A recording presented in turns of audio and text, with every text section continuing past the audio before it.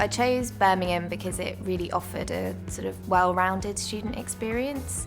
I was looking for somewhere which had good teaching, but also which had great facilities. At that point in time, they just had new facilities built for the politics department, so that was a real draw. The campus environment as well, I really, really enjoyed. That kind of feeling, you know, when you're leaving home for the first time, that you're going somewhere where you can learn in an environment where you're going to be looked after, and in a community. I think that was important. When I was a teenager, I became very engaged in politics, very interested in what was going on in the world. The kind of big campaigns for climate change and making poverty history were really big at the time and sort of sparked my interest. And then went on to college, studied politics, and had a great politics teacher who inspired me to take that forward.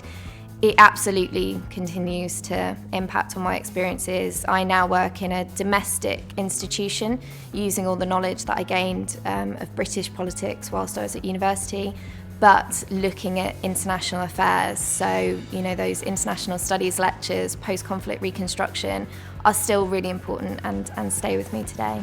I had the privilege of being able to organise a visit to Parliament by the Dalai Lama, with a whole host of colleagues, and it was the most fantastic experience. It was hugely challenging, as you can imagine.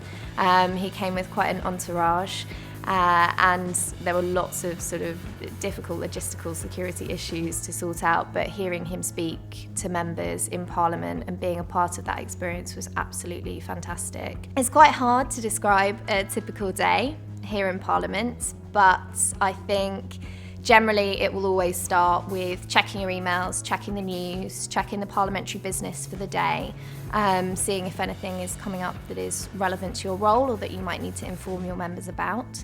Then a lot of the time it will be conducting research for an inquiry, or maybe organising logistics for an upcoming visit.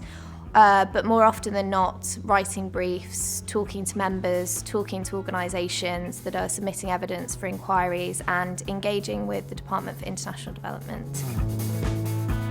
The Vale. I loved living on the Vale. To be in that environment where you feel like you're in the middle of the country, but you're actually in the middle of a campus university, I think is a really lovely experience.